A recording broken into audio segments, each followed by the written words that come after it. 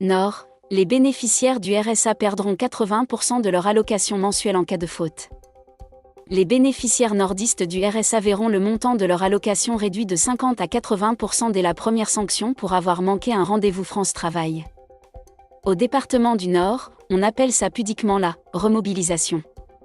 Pour l'opposition écologiste, il s'agit plutôt d'une forme de défiance à l'égard des allocataires du RSA. L'idée est d'amputer sérieusement les allocations des bénéficiaires pris en faute, en ne se présentant pas à un rendez-vous France Travail par exemple. C'est donc le groupe écologiste au Conseil départemental du Nord qui a alerté, dès le mois d'octobre dernier, sur la mise en place d'un nouveau régime de sanctions visant à remobiliser les allocataires du RSA en faisant planer au-dessus de leur tête la menace de voir leur seul revenu en grande partie suspendu. Ce nouveau régime se traduit par la perte de 80% du montant du RSA dès la première sanction pendant un mois pour une personne seule et de 50% si le foyer est composé de plus d'une personne, précisent les écologistes. Une simple application de la loi.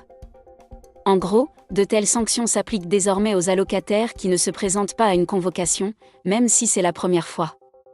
Lundi, en séance au département, le président Christian Poiret est revenu sur la question en réponse aux interrogations de l'opposition, justifiant que cette sanction remobilisation n'était rien d'autre que l'application de la loi.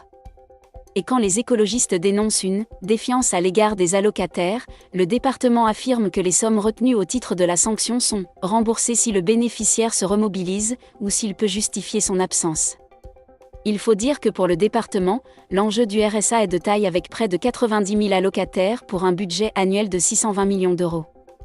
L'opposition s'interroge sur une amplification de la politique de radiation des allocataires dans le Nord, se basant sur le rapport d'orientation budgétaire 2024 qui prévoyait une baisse continue du nombre d'allocataires au rythme de 0,25% par mois. D'ailleurs, selon La Voix du Nord, le patron du Nord souhaite obtenir la gestion complète du RSA, notamment que ce ne soit plus la CAF qui soit chargée de verser l'allocation.